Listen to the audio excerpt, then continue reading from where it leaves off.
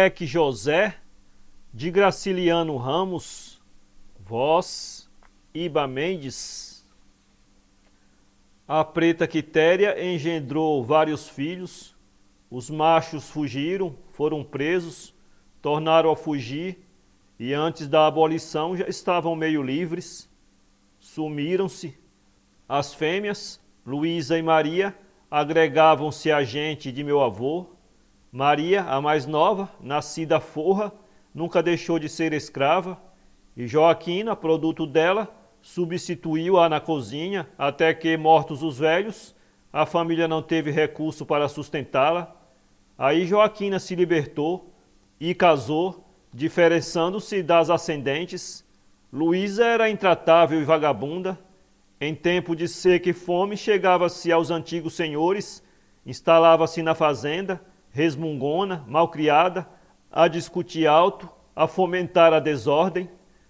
Ao cabo de semanas, arrumava os picuás e entrava na pândega, ia gerar negrinhos, que desapareciam comidos pela verminose ou oferecidos como crias de gato.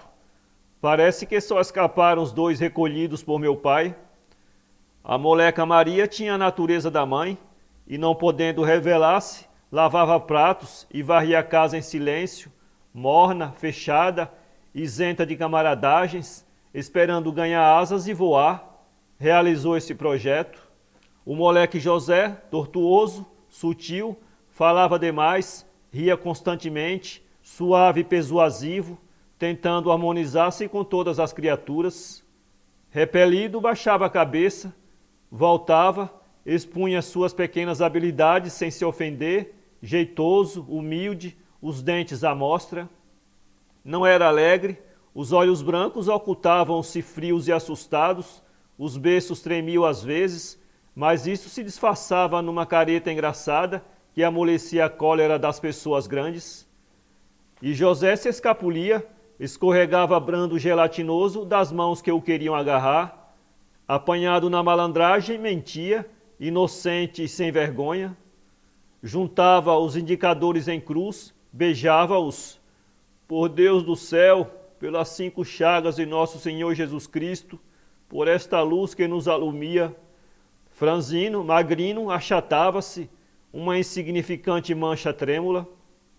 Nunca o vi chorar, gemia, guinchava, pedia, soluçava infinitas promessas, e os olhos permaneciam enxutos e duros.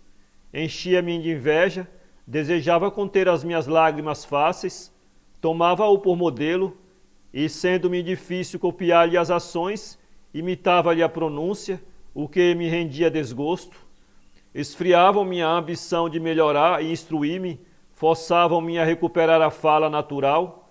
Haviam obrigado o moleque a tratar-me por senhor, não admitiam que me reconhecesse indigno, me privasse voluntariamente daquele respeito miúdo.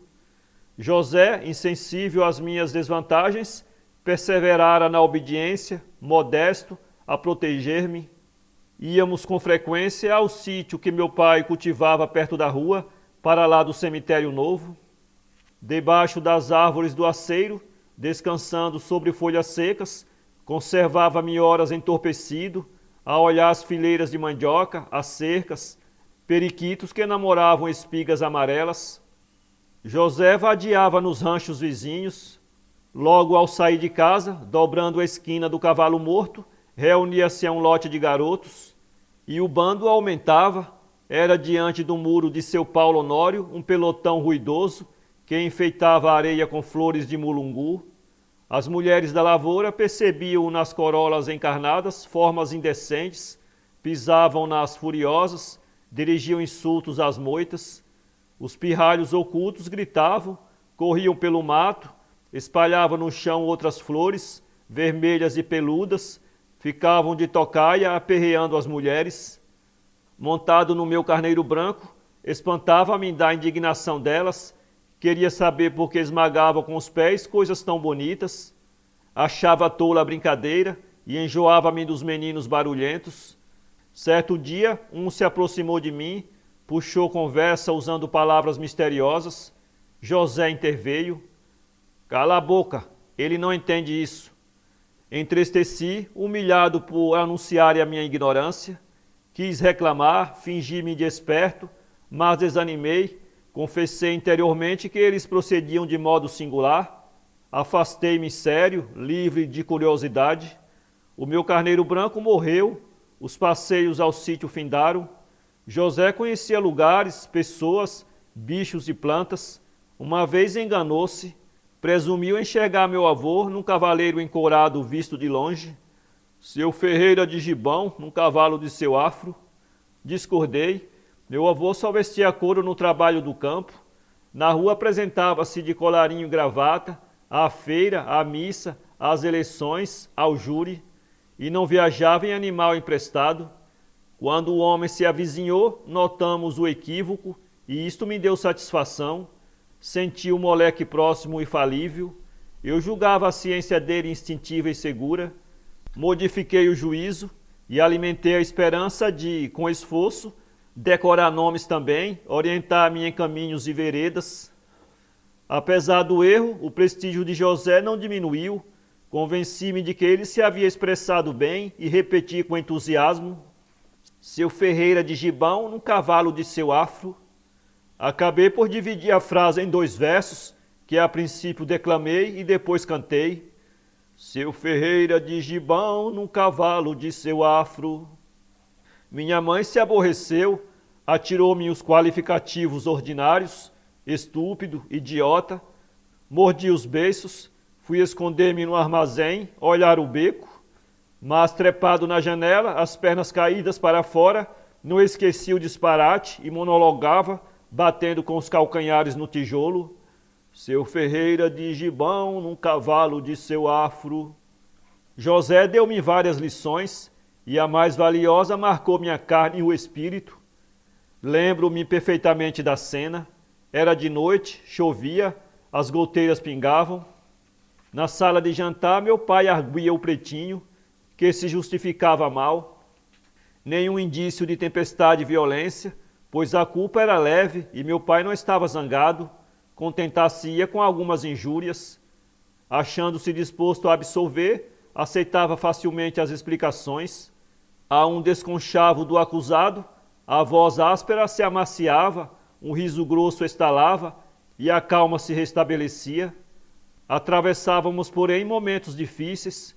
Não podíamos saber se ele ia abrandar ou enfurecer-se. E o nosso procedimento o levava para um lado, para outro.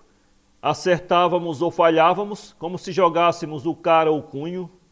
Se os fregueses andavam direito na loja, obtínhamos generosidades imprevistas. Se não andavam, suportávamos rigor.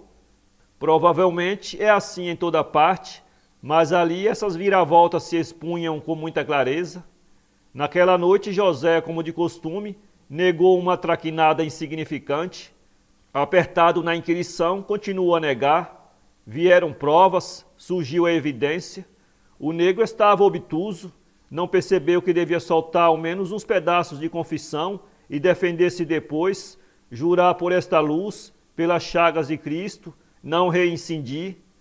Perdeu o ensejo e a autoridade se arrenegou, não por causa da falta venial, mas pela teimosia, agravada talvez com a recordação de fatos estranhos.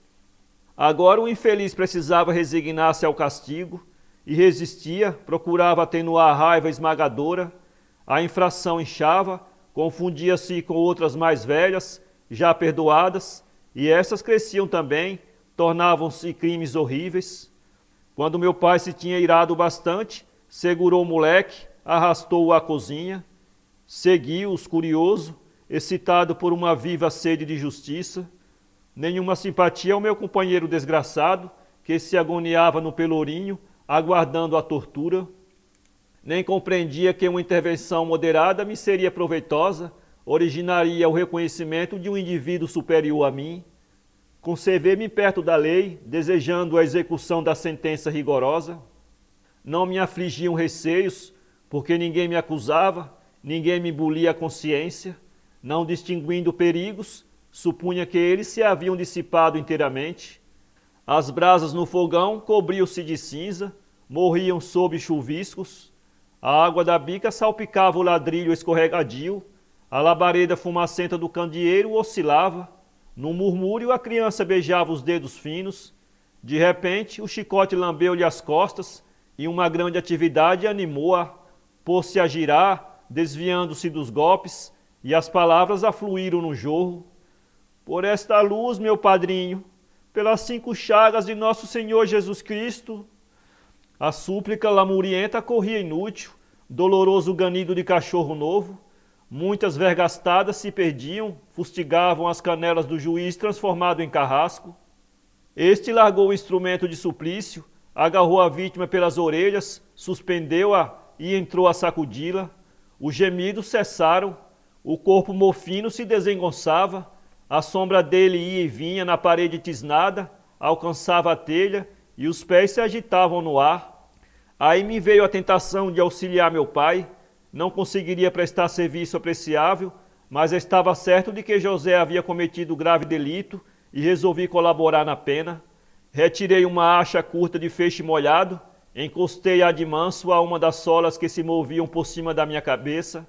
Na verdade, apenas toquei a pele do negrinho. Não me arriscaria a magoá-lo, queria somente convencer-me de que poderia fazer alguém padecer. O meu ato era a simples exteriorização de um sentimento perverso que a fraqueza limitava. Se a experiência não tivesse gorado, é possível que o instinto ruim me tornasse um homem forte.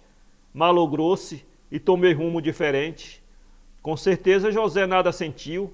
Cobrei ânimo, cheguei-lhe novamente ao pé o inofensível pau de lenha. Nesse ponto ele berrou com desespero, a dizer que eu o tinha ferido. Meu pai abandonou-o e, vendo-me armado, nem olhou o ferimento. Levantou-me pelas orelhas e concluiu a punição, transferindo para mim todas as culpas do moleque. Fui obrigado a participar do sofrimento alheio. Para ler este conto, acesse www.poeteiro.com.